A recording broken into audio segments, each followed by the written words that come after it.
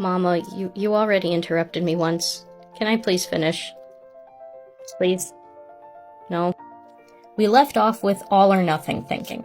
All or nothing thinking is when having little victories or little achievements isn't enough. Everything has to be exactly the way it needs to be, or else the whole thing is off the table. If one small thing goes wrong in this character's plans, but they were still able to get the outcome that they were hoping for, it doesn't matter. It's not good enough. Everything's gotta be perfect.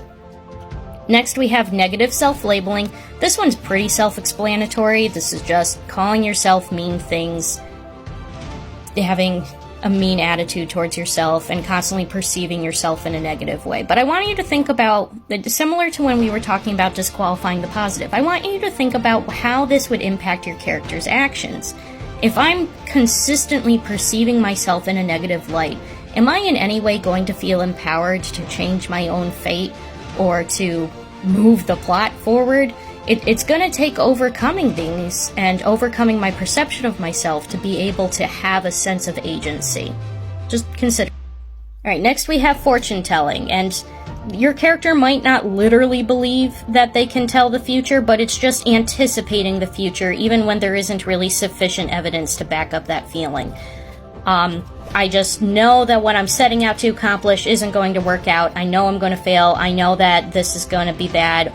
Or, I mean, you could have a very self-assured character who is just confident that everything's going to go exactly right. You know, fortune-telling could go different ways and not be helpful either way. Alright, should thoughts are deceptively simple. This is just literally thoughts that have should in it. For example, people should live up to my ideals. If they aren't, they should be punished, or I should be punished.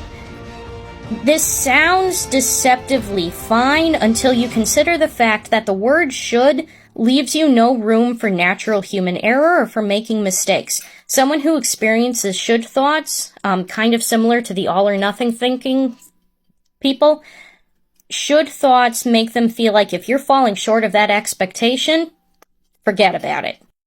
Alright, negative focus, negative filter, pretty self-explanatory. You only ever see things through the negative light.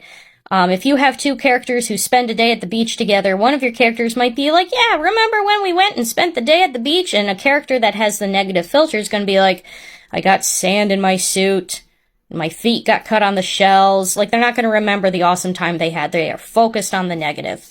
Overgeneralization, something bad happened to me in one situation, so it's always going to be bad all the time. Brushing with big strokes.